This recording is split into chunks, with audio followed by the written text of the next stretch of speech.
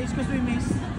Gusto nyo bang sumali sa challenge? Madali lang naman yung challenge. May dalawang sikat na vlogger akong tatanungin sa inyo sa isang malaking community. Magbigay lang kayo ng dalawang pangalan dun, mananalo na kayo. Each, kung dalawa kayong sasali, it's $20. Okay? And then after that, pag nakuha nyo na lang, nagbigay kayo ng dalawang pangalan, dalawang vlogger at dalawang pangalan sa sikat na vlogger community na yun, mananalo agad kayo ng $50 each. And then yung panghuling challenge natin is pwede kayong mananalo ng 1,000 pesos. Kung malalaman nyo yung pin ng aking Gcash. Gusto nyo sumali? Sige, try lang. Sige. Sino sali? Yun yung dalawa.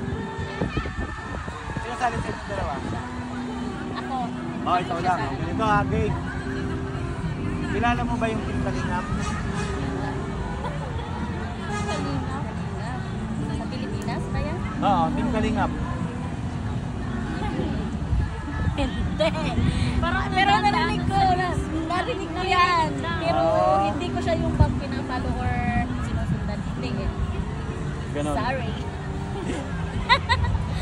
Sorry. So hindi nila alam yung mga Kalingap, hindi nila kilala yung dalawang famous na vlogger sa yung Team Kalingap. So hindi nyo alam, hindi ka makapagbigay ng ganitong pangalan sa kanila dalawa. Ganito na lang, mag-flip the battle na lang tayo.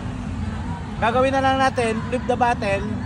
And then, pag napatayo nyo tong battle na 3 beses, so hindi na sayang yung pag-aabala ko sa inyo ha. Pag napatayo ng 3 beses to, out of 10, mananalo na kagad kayo ng $50. Okay. And then, after that, pagka nakapagpatayo na kayo ng 3 beses, pwede pa rin kayong manalo ng 1,000 pesos by Gcash kung malalaman nyo yung last pin ng aking Gcash.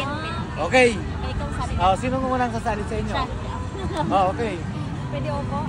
Okay. Siyempre, ikukat natin. Pwede naman ikat to eh. Okay. Okay mga Kalingap, ayan na ang challenge. Umpisa na natin. Sige, go! Okay. Ilang 10? Oh, 10. Kailangan mapatayo mo na 3 beses. May isa na. So ilan na? Nakailan na? Dalawa. Okay.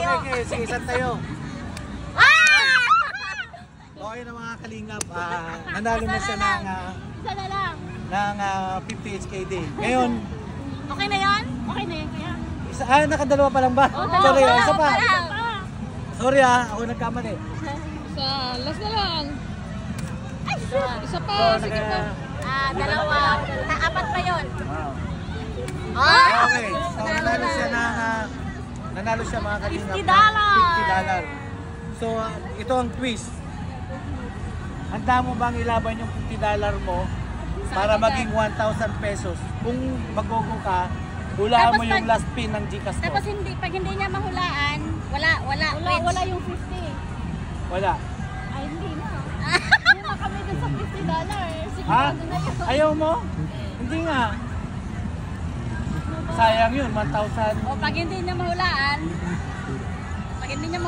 di wala na talo. So, mindset. Pera. So ayaw mo ituloy. Ayaw.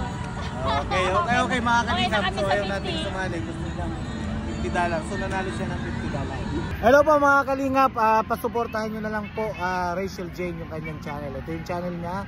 So siya po yung sumali sa ating challenge. Ayun nga lang po.